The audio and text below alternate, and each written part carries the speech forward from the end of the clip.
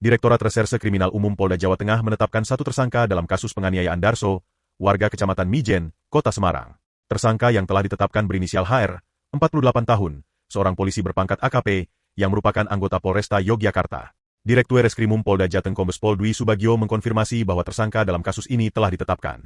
Sudah penetapan tersangka, ujar Kombes Pol Dwi Subagio, seperti dilansir Tribun Network, Senin 24 Februari 2025. Penetapan tersebut merupakan tindak lanjut dari laporan yang dibuat oleh keluarga Darso yang didampingi kuasa hukumnya ke SPKT di Mapolda Jateng pada Jumat, 10 Januari 2025. Dalam laporan tersebut, keluarga Darso menuding 6 oknum polisi dari Satlantas Polresta Yogyakarta terlibat dalam penganiayaan terhadap Darso.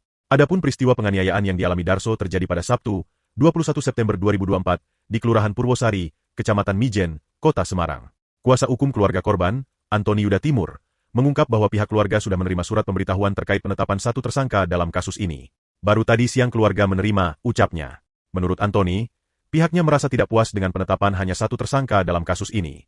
Antoni berpendapat bahwa seharusnya seluruh 6 oknum polisi yang terlibat dalam insiden tersebut harusnya ditetapkan sebagai tersangka. Saya dengar pangkat polisi yang jadi tersangka perwira pertam. Jadi kesannya komandan melindungi bawahan seperti di film-film, ungkap Antoni Yuda Timur. Antoni mengungkapkan keyakinannya bahwa keterangan dari Darso sebelum meninggal dunia patut menjadi pertimbangan penting dalam proses hukum. Sebelum meninggal dunia, Darso sempat menyebutkan bahwa dirinya telah dianiaya oleh 6 orang polisi. Antoni menekankan bahwa dalam kasus seperti ini, atasan tidak mungkin bertindak sendiri. Di mana-mana atasan tidak mungkin kerja sendiri. Pasti menyuruh anak buahnya. Termasuk dalam kasus ini.